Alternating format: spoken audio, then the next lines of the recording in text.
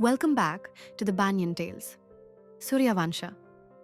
In our last episode, Vaivasvata Manu saved humanity from the great deluge. The world had been reborn. But who would shape this new world into a civilization? This is the story of Ikshvaku, the founder of Ayodhya. After the great flood, Vaivasvata Manu had 10 sons. Among them, Ikshvaku shone brightest, a prince of exceptional virtue and wisdom. One day, Manu called him and said, Ikshvaku, humanity has survived, but survival is not enough.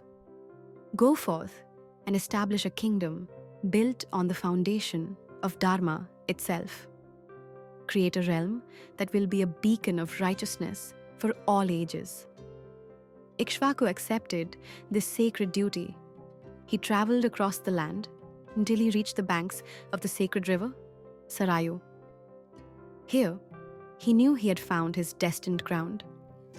And so, Ikshvaku founded the great kingdom of Kosala and established its capital, Ayodhya, the Unconquerable. The city rose like a vision made real. Its walls were strong, its streets were wide, and its palaces gleamed like gold. Even the gods marveled at its beauty. But Ikshvaku understood a crucial truth. Walls and palaces alone do not make a great kingdom. Just laws do. He established a code that would define the solar dynasty.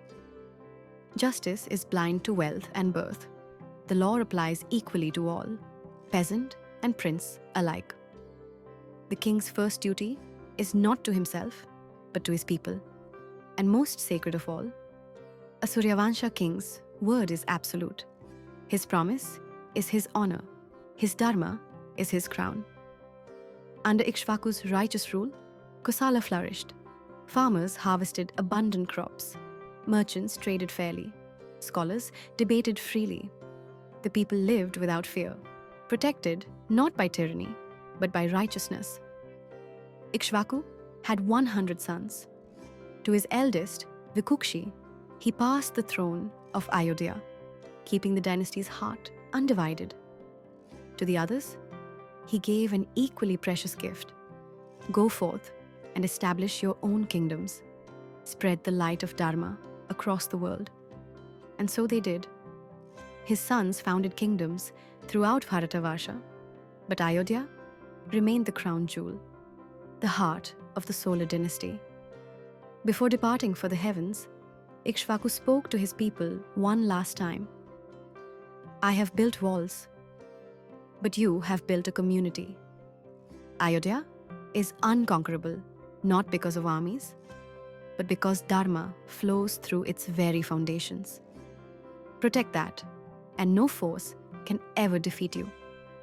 From Ikshvaku's lineage would come the greatest kings, Mandhata, Bhagiratha, Harishchandra, Raghu. And generations later, in this very city, would be born Lord Rama, the ultimate embodiment of every principle Ikshvaku established. What does Ikshvaku's story teach us? That true greatness lies not in conquest, but in building something lasting through righteousness. That a leader's legacy is the principles they establish, and that the strongest foundation is Dharma. From Manu's faith came humanity's rebirth. From Ikshvaku's wisdom came civilization's foundation. But every great dynasty faces tests.